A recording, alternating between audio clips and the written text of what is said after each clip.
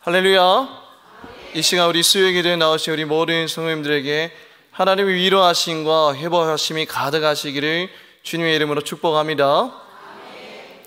결핍은 은혜입니다 라는 제목으로 말씀을 전하겠습니다. 최근에 온라인 커뮤니티에서 올라온 이 교수와 대학생의 대화가 화제입니다. 이 과제물을 제때 제출하지 않은 대학생에게 이 교수는 이제 늦게 과제물을 냈으니까 20점 감점되었다라고 그렇게 통보를 했습니다. 그러니까 이 대학생은 이 과제 제출이 금요일까지 아니냐고 그렇게 교수님께 묻습니다. 그런데 교수님은 이 과제 기한이 금일 자정까지 과제를 올리라고 그렇게 공지를 냈습니다. 그런데 이 대학생이 금일을 뭘로 이해했죠? 금요일로 이해한 것입니다. 그러면서 대학생은 이렇게 교수님한테 따집니다. 오해의 소지가 있는 단어를 사용하면 어떡하냐면서 교수님께 그렇게 따집니다. 요즘 많은 젊은 청년들과 또 이 미래 세대들이, 다음 세대들이 이 문해력 결핍을 경험하고 있습니다. 사흘 이러면 몇 일이죠? 3일인데 4일로 이해하는 그런 다음 세대들이 많다고 합니다. 그래서 한 초등학교 교사는 아이들의 문해력 결핍이 심각한 수준이라면서 수업을 해도 아이들이 단어의 뜻을 이해하지 못해서 진도 나가기가 그렇게 힘들다고 합니다. 이 미디어와 디지털 기기가 발전하지 않은 시절에는 그래도 우리는 개인과 소통하고 또 독서를 통해서 우리가 언어적인 자극을 많이 받을 수 있었는데, 요즘에는 미디어 플랫폼이나 기기들이 워낙 발전해서 아이들이 무엇을 읽지 않죠? 책을 읽지 않습니다. 그리고 요즘에는 동영상도 긴 동영상을 못 봐서 짧은 동영상 위주로 시청하다 보니까 이 짧고 자극적인 단어들에만 익숙해져 있다고 합니다. 이처럼 이 시대를 살아가고 있는 다음 세대들은 문해력 결핍을 겪고 있습니다. 그런데 이 결핍의 문제는 이 문해력에만 국한되지 않습니다. 우리는 누구나 다 결핍을 지니고 살아갑니다. 저 사람은 대체 부족한 게 없어 라고 우리는 생각할 때가 있지만, 그 사람 또 알고 보면 그 사람만이 말 못할 결핍이 있습니다. 우리는 이 TV를 보면 저 연예인은 정말 가진 것 다 가졌고 명예도 가졌고 힘도 가졌고 돈도 부족함 없고 정말 행복할 것이라고 생각하지만, 그 연예인이 그 사정을 들어보면 그 연예인 안에서도 이 마음의 결핍이 있으면 우리는 알 수 있습니다. 예전에 손흥민 선수가 이제 인터뷰를 했습니다. 인터뷰 기자가 이렇게 묻습니다. 영국에서 생활하면서 또 축구 생활하면서 가장 힘든 것이 무엇입니까? 라고 물으니까 이 경기가 끝나고 집에 돌아왔을 때 가장 힘이 든다고 합니다. 왜냐하면 이 경기장에서는 함성 소리와 응원 소리와 그런 소리를 듣고 많은 에너지를 받는데, 이 집에 돌아오면 아무도 없고 그러니까 너무 외로움과 공허함이 밀려온다는 것입니다. 그렇게 유명한 손흥민 선수도, 모든 것을 다 가진, 돈도 가졌고 명예도 가진 그 손흥민 선수도 이 외로움과 공허함이라는 결핍이 있다는 것입니다.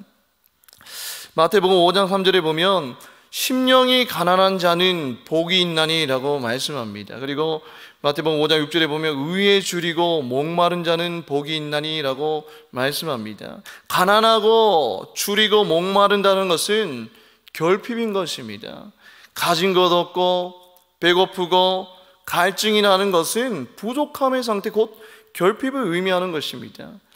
그런데 성경은 그것을 뭐라고 말하죠? 복이라고 말하고 있는 것입니다. 너무 역설적이지 않습니까? 결핍의 국어 사전의 정의는 이렇습니다. 있어야 할 것이 모자라거나 없는 상태, 이것이 결핍입니다. 오늘 말씀의 제목은 결핍의 은혜입니다. 부족하다, 모자라다 라는 뜻의 결핍이 어떻게 우리에게 은혜가 될까요? 31절에 보면 여호와께서 레아가 사랑받지 못함을 보시고 라고 말씀하고 있습니다. 야곱의 첫째 아내 레아는 어떤 결핍이 있었죠? 남편 야곱에게 사랑받지 못하는 결핍이 있었다는 것입니다. 제가 한 기사를 봤는데 남편이 아내에게 가장 듣고 싶은 말 1위가 무엇일까요? 나는 당신을 믿어라는 게 남편이 아내에게 듣고 싶은 일이라고 합니다. 이 남자는 아내의 인정과 칭찬을 먹고 사는 존재입니다. 저도 출근할 때 아내가 저를 칭찬해주고 응원해주면 그렇게 힘이 납니다. 하루를 이겨나갈 힘을 얻는 겁니다. 아내의 칭찬 한마디면 오늘 힘든 하루를 이겨나갈 그런 힘이 생깁니다. 그러면 반대로 아내는 남편의 무엇을 먹고 살까요? 에베소서 5장에서 이렇게 말씀하고 있습니다. 아내들이여 자기 남편에게 복종하기를 주께 하더라라. 그 말씀 다음에 뭐가 나오죠? 남편들아 아내 무엇 하기를? 사랑하기를 그리스도께서 교회를 사랑하시고 그 교회를 위하여 자신을 주신같이 하라라고 그렇게 말씀합니다. 아내는 남편을 어떻게 해야 돼요? 인정해주고 남편은 아내를 어떻게 하죠? 사랑해야 서로 결핍이 생기지 않습니다. 그럴 때 그 가정이 사랑으로 충만해진다는 것입니다. 그런데 레아는 남편에게 사랑받지 못하는 치명적인 결핍이 있었습니다. 얼마나 불행합니까? 야곱은 아버지 이삭과 형 에서를 속이고 장자의 축복을 그렇게 빼앗습니다. 그리고 나서 어머니 리브가의 오빠 라반의 집으로 도주합니다. 거기서 둘째 딸 이제 라헬을 보고 라헬을 얻기 위해서 7년간 열심히 일을 합니다. 그런데 외삼촌 라반이 야곱을 속여서 결국에는 첫째 딸 레아와 먼저 결혼하게 됩니다. 이 야곱의 입장에서는 레아와 결혼할 마음이 전혀 없었어요. 그러니까 결혼하고 나서도 사랑을 주지 않습니다. 이 레아의 입장에서도 아버지 라반에게 이용당한 피해자 아닙니까? 딸이 아버지의 지시를 거부한다는 것은 상상도 할 수 없는 그 시대에 아버지의 강요로 자기를 사랑하지 않는 야곱을 속이고 그의 아내가 되는 일을 해야만 했습니다. 그러니 그녀의 결혼 생활은 시작부터 너무 비참한 거예요. 부부는 평생의 대부분을 함께 보내야 하는 가장 중요하고 소중한 관계입니다. 그렇기 때문에 평생 남편에게 사랑받지 못하는 것보다 불행하고 고통스러운 것은 없을 것입니다. 저는 동물을 개도 길러보고 고양이도 길러봤습니다. 그런데 이 개와 고양이의 공통점이 무엇인지 아십니까? 주인이 자신을 사랑하는지 사랑하지 않는지 기가 막히게 이 동물들은 안다는 것입니다. 주인의 눈빛만 봐도, 주인의 작은 행동 하나하나만 봐도 주인이 날 사랑하는지 날 싫어하는지 동물들도 기가 막히게 안다는 것입니다. 동물도 주인에게 사랑받기를 원하는 존재입니다. 그런데 동물보다 더 다양한 감정을 지니고 있는 이 사람은 더하면 더했지 덜하지는 않습니다. 하나님의 성품 중에 하나가 바로 질투입니다. 하나님은 질투하시는 하나님이십니다. 우리가 하나님 위에 다른 것들을 섬기고 더 사랑할 때 하나님은 질투하십니다. 하나님도 질투하시는 하나님인데 하나님의 형상으로 만들어진 인간이 이 레아도 야곱에게 사랑받는 그 언니 라헬을 보고 얼마나 질투심이 들었겠습니까? 사랑받지 못하는 것은 정말 불행 중에 불행입니다. 레아는 이처럼 남편에게 사랑받지 못하는 큰 결핍이 있었습니다. 그녀가 이제 레아가 아들을 낳고 한 말을 보면 그녀의 결핍이 얼마나 큰지 우리는 알 수 있습니다. 첫째 아들 루벤을 출산하고 나서 이 레아가 이렇게 고백합니다. 여호와께서 나의 괴로움을 돌보셨으니 이제는 내 남편이 나를 사랑하리로다 라고 고백합니다. 내 남편이 나를 사랑하리로다. 이제까지 내 남편이 나를 사랑하지 않았지만 첫째 아들을 통해서 나를 사랑해 줄 것이라는 기대를 이제 표현한 것입니다. 그리고 둘째 아들 시몬을 놓고 이렇게 말합니다. 여호와께서 내가 사랑받지 못함을 들으셨으므로 내게 이 아들도 주셨도다 라고 고백합니다. 첫째 아들을 낳았음에도 여전히 사랑받지 못하고 있는 비참한 현실을 우리는 알 수 있습니다. 그리고 셋째 아들 누구죠? 레이를 낳고도 이렇게 고백합니다. 내 남편이 지금부터 나와 연합하리로다 라고 고백하죠. 지금부터 연합하리로다는 것은 바꿔서 말하면 지금까지 남편과 하나 되지 못했다라는 의미입니다. 이 레아는 아들을 낳고 나서 이 레아가 한 말의 공통 주제가 뭐죠? 남편입니다.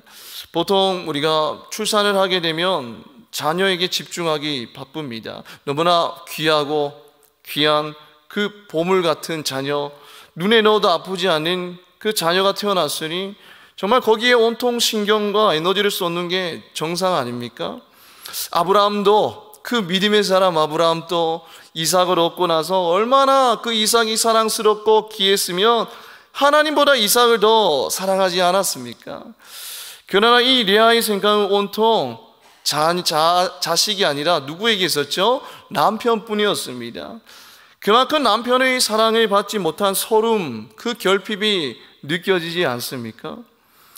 그런데 중요한 것은 이러한 결핍 가운데서도 레아가 놓치지 않는 것이 있었습니다. 그것은 바로 여호와를 찾는 것이었습니다. 32절에 보면 여호와께서, 33절에 여호와께서, 35절에 여호와를 이라고 말씀하고 있습니다. 레아는 결핍 가운데서도 항상 누구를 생각하고 있었죠? 여호와를 생각하고 있었다는 것입니다. 레아는 자신이 결핍 때문에 하나님께 호소했을 거예요. 그래서 하나님은 그 호소를 들으시고 레아에게 아들을 주셔서 위로받게 하셨습니다. 만약 레아가 결핍이 없었다면 이처럼 하나님을 간절히 찾았을까? 저는 묵상 중에 그렇게 생각하게 되었습니다. 하나님 자녀의 우리는 비록 죄인에서 의인이라고 칭함을 받았지만 그럼에도 여전히 이 땅 가운데에서 죄의 영향력 아래 우리는 살아가고 있습니다. 그렇게 조그만 상황이 나아지고 등 따시고 배부르면 우리는 하나님을 향한 그 간절함이 사라지고 더 나아가서 하나님과의 관계가 멀어질 때가 너무 많지 않습니까? 한국을 봐도 그렇습니다. 한국은 예전에는 정말 어렵게 살 때에는 그렇게 하나님을 찾고 부르짖었는데 지금 선진국이 되니까 더욱더 하나님을 떠나고 하나님 멀리하는 그런 시대 가운데 우리가 살아가고 있지 않습니까? 하나님을 믿지 않는 자들에게는 결핍은 말 그대로 결핍입니다. 세상 사람들은 이 결핍에서 오는 부족함을 채우기 위해서 온몸으로 몸부림치고 있지 않습니까? 돈에 대한 결핍이 있는 사람은 돈을 벌기 위해서 아둥바둥 살아갑니다. 그 결핍을 돈으로 채우기 위해서 아둥바둥 살아가죠. 그리고 인정을 받지 못하고자 하는 사람은 사람들에게 인정받으려고 그렇게 아둥바둥 살아갑니다. 세상의 것들로 자꾸 자신의 결핍을 채우려 하죠. 그러나 세상의 것들로 채우면 채울수록 아이러니하게도 더욱 결핍을 느끼고 공허함만 느낀다는 것입니다. 1등 부자는 2등 부자에게 따라잡힐까 봐 잠을 못 이루고 2등 부자는 1등 부자를 따라잡으려고 여유를 누리지 못하며 그렇게 살아갑니다. 사단 또한 우리 결핍을 통해서 역사합니다. 하나님께서는 아담과 하와에게 부족함 없이 필요한 것을 모든 것을 주셨지만 사단이 뭐라 그러죠? 너희가 선악과를 먹는다면 하나님같이 될 것이라면서 하나님이 금하신 선악과를 통해서 그들의 결핍을 채우라고 그렇게 유혹하였습니다. 지금도 사단은 우리 결핍을 세상의 것들로 채우라고 계속 유혹합니다. 술이나 마약이나 도박이나 돈이나 권력이나 명예로 자신의 결핍을 채우라고 사단은 날마다 우리에게 속삭인다는 것입니다. 그러나 하나님을 믿는 자에게 결핍은 무엇이죠? 그 결핍은 하나님께로 나아가게 하는 통로인 것입니다. 그렇기에 그 결핍은 은혜라는 것입니다. 하나님을 믿지 않는 사람에게는 결핍은 세상의 것들을 집착하게 만드는 불행이지만 하나님을 믿는 사람에게는 결핍은 하나님께로 나아가게 하는 통로라는 것입니다. 성경에 나오는 수많은 인물들 다 결핍이 있는 연약한 존재였습니다. 그런데 그 사람들이 세상 사람과 다른 점은 무엇이었을까요? 그 결핍을 통하여서 하나님께로 나아갔고 하나님의 은혜를 경험하였다는 것입니다. 요한복음 2장에 보면 가나온인 잔치 이야기가 나옵니다. 뭐가 떨어지죠? 포도주가 떨어집니다. 그러면 손님들에게 상당한 결례입니다. 근데 포도주가 떨어졌을 때에 예수님의 어머니가 그때에 비로소 예수께로 나아갔고 물이 포도주로 변하게 되는 기적을 경험하게 됩니다. 만약 포도주가 떨어지지 않고 풍성하게 있었다면 예수께로 나아갈 일도 없었고 기적의 은혜도 경험하지 못했을 것입니다. 포도주가 떨어지는 그 결핍 때문에 예수님께 간절히 나아가게 되었고 예수님의 첫 번째 기적을 경험하는 은혜를 누리게 되었습니다. 구약성경에 한나라는 여자 이야기가 나오죠. 자식이 없었습니다. 같은 남편을 두고 있는 분인나가 자식을 잘 낳는 것을 보면서 한나는 틀림없이 자신에게 문제가 있다라고 생각했을 것입니다. 그러나 그 결핍은 한나로 하여금 하나님의 전에서 통곡의 기도를 하게 했습니다. 그리고 그 간구로 인해서 그녀는 누구를 얻었죠? 사무엘을 얻었고 그 사무엘은 사사시대의 문을 닫고 왕정시대의 문을 여는 그런 귀한 사람이 되었습니다. 야베스라는 인물도 그렇죠. 야베스의 인물의 이름의 뜻이 뭐냐면 수고와 고통이라는 뜻이 담겨 있습니다. 정확히 그 고통이 어떤 고통인지는 모르겠으나 확실한 것은 그의 인생은 고통이었다는 것입니다.